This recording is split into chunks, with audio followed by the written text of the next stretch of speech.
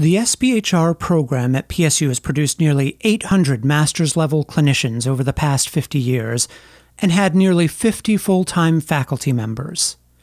Many of these people have had numerous noteworthy accomplishments. Most people are aware that Rhea Paul was a faculty member here for more than a decade, including the time when she produced the first edition of her landmark textbook on language disorders in children.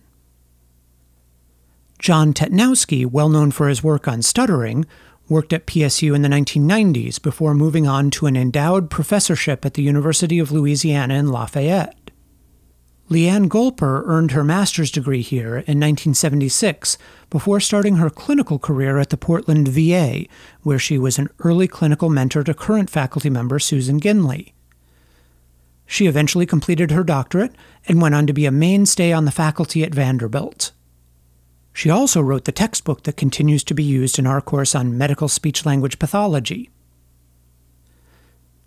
Steve McFarlane, one of our very first graduates, went on to an academic career that brought him to the University of Nevada, Reno, where he became dean of the medical school and ultimately served as interim university president. He co-authored a leading textbook on voice disorders that recently went into its 9th edition. Richard Folsom, who completed his master's degree soon after Steve McFarlane, also went on to complete a doctorate and rose to the position of chair of the Speech and Hearing Sciences Department at the University of Washington. Ellen Ruler, in her 20 years on the PSU faculty, took on multiple roles on the national scene, setting policy for how academic programs should approach the training of clinicians in our field. Donna Gravel earned her master's degree from PSU before completing her doctoral degree, and then she went on to found and lead the Northwest Clinic for Voice and Swallowing at OHSU, one of the premier clinical and training sites of its kind in the nation. And many people are aware that Professor Shelley Shaban, who currently serves as Associate Dean in the College of Liberal Arts and Sciences at PSU, was elected as president of ASHA just a few short years ago. On the more local level, many of our first graduates went on to unusually high-profile careers. Both Daryl Anderson and Rod Pelson became head of Speech and Hearing Services at CDRC, and Joan McMahon, another of our first students, became a mainstay of the PSU faculty for more than 20 years. Her urban language program, started in 1973, was a foundational experience for hundreds of students, with many students citing it as a way to simultaneously learn from and give back to the Portland community. All told, PSU faculty and alumni account for more than 20 OSHA presidents, 25 awardees of the Honors of the Association from OSHA, and more than a dozen ASHA fellows.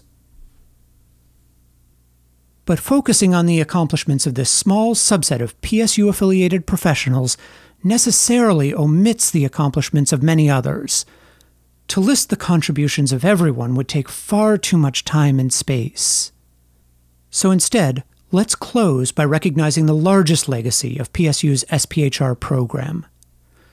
This legacy does not lie in university deans or textbook authors or even in ASHA presidencies. It lies in the clinicians that it's produced. It lies in the day-to-day work that SLPs and audiologists do in schools, in hospitals, in clinics, in private practices, and everywhere else where our alumni work.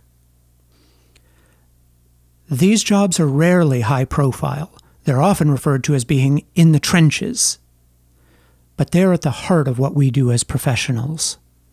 The true legacy of PSU's Speech and Hearing Sciences program lies in the clinical skill that our graduates have brought out into their communities, whether in Portland or elsewhere, and in the lives that these clinicians have touched. These speech, language, and hearing professionals provide the most powerful evidence of the impact of 50 years of clinical training. This is a legacy worth celebrating.